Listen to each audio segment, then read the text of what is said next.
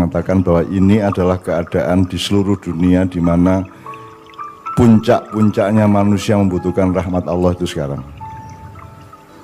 Lebih dari sebelumnya dan mungkin lebih dari yang berikutnya. Maksudnya membutuhkan rahmat Allah itu salah satu wacananya pada suatu hari Rasulullah mengatakan di depan Aisyah istri beliau dan beberapa sahabat bahwa tidak ada orang masuk surga karena amal solehnya. Jadi meskipun Kiai Kanjeng sudah 30 tahun keliling-keliling beramal soleh, sinau bareng mengajak masyarakat untuk mencintai Al-Quran, mencintai Allah, mencintai Rasulullah, atau kita juga sehari-hari sudah berbuat sebaik-baiknya sebagai manusia, sebagai muslim, sebagai makhluk Allah, tapi seluruh jumlah jumlah biji kalau bahasa sekolahannya ya, rapot kita itu tetap tidak mencukupi untuk bisa masuk surga. Terus Aisyah radhiyallahu anha bertanya, apa itu termasuk panjenengan Kanjeng Nabi?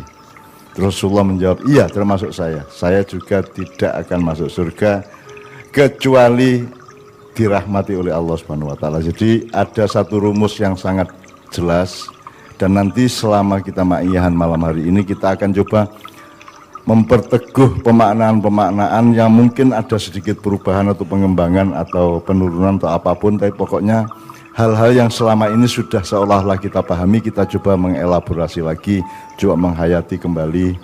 Oleh karena itu mungkin kita agak workshop sedikit, agak tanya jawab sedikit dengan teman-teman semuanya. Jadi tidak ada orang masuk surga kecuali dirahmati oleh Allah. Artinya kalau surga itu kita perkecilkan apa ya? Tidak ada orang berkah hidupnya, tidak ada orang sehat walafiat, tidak ada orang tidak ada orang mendapatkan apapun dalam kehidupannya kecuali Allah merahmatinya, kan gitu. Jadi seluruh ini berarti rumusnya adalah bahwa semua yang kita alami, kita nikmati, kita dapatkan, kita peroleh itu sebenarnya harus kita cari bahwa itu sesungguhnya adalah rahmat Allah. Meskipun ada bagian kita untuk mengejarnya atau untuk mencapainya, yaitu kita bekerja keras, beramal soleh, rajin, istiqomah, tetapi tetap prosentase terbesarnya adalah atau ketentuan hukumnya atau ketentuan alamiahnya atau sunnahnya itu tetap itu dari Allah. Maka itu kita pakai sebagai mindset untuk memahami sejumlah hal yang selama ini sudah kita ketahui bersama-sama, tapi kita mencari pemaknaan baru yang lebih mantap supaya kita bisa lebih ringan menyangga sesuatu yang mungkin akan sangat berat sampai beberapa tahun lagi. Mungkin juga nanti harus kita omongkan hubungannya langsung dengan wabah, dengan pagebluk, dengan COVID-19 atau COVID-19 setengah, seperempat, 27 atau mutasi-mutasi yang bermacam-macam, anak turunnya juga bermacam-macam.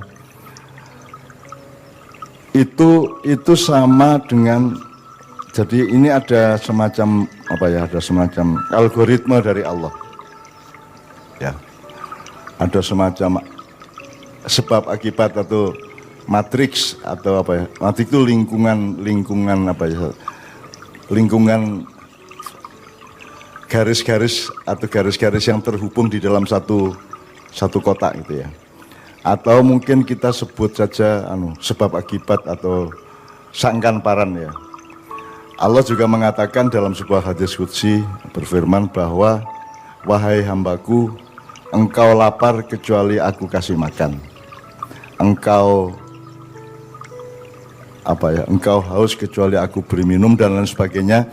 Itu berarti kalau kita muaikan, kita perbesar ya, kita hidup ini juga bukan karena kita berinisiatif dan punya kemampuan untuk hidup.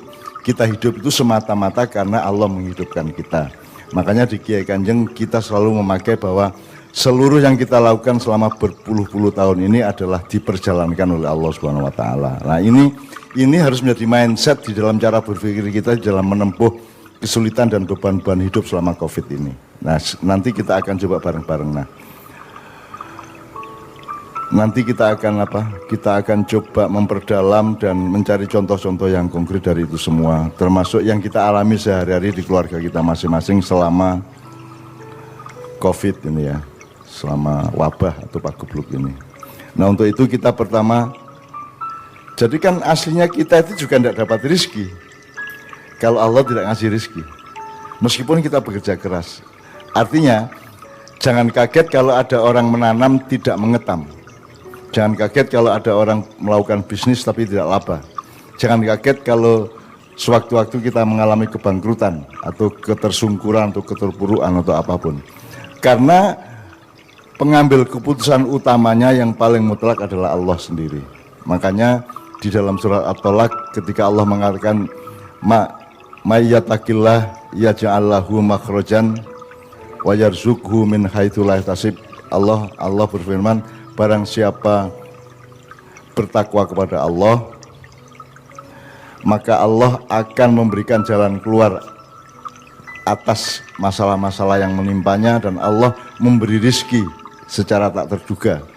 Dan tadi saya mendapat kalimat idiom-idiom yang bagus dari Doni sama dari Imam gitu ya, bahwa COVID ini kan sangat berat tidak hanya untuk rakyat kecil seperti Kiai Kanjeng dan saya ya, tapi juga berat untuk para pengusaha, berat untuk semua perusahaan-perusahaan besar dan seterusnya, itu semuanya sama-sama berat ya. Meskipun peluang-peluangnya untuk mengurangi beratnya itu juga berbeda ya antara kita. Nek Imam karo bojone kan isone ngolor duit didawak-dawake ben iso tetep mangan gitu ya, diodot gitu ya, ngodot duit itu. Ning aja wekmu sing kodot teman. Gitu ya. Sementara Doni mengatakan selama COVID ini saya dan istri saya mengalami keajaiban. Mbuh piye ceritane ono wae lah, iso mangan lah pokoknya. Gitu. Masih bisa makan, masih bisa menjalani penghidupan dan kehidupan. Oke.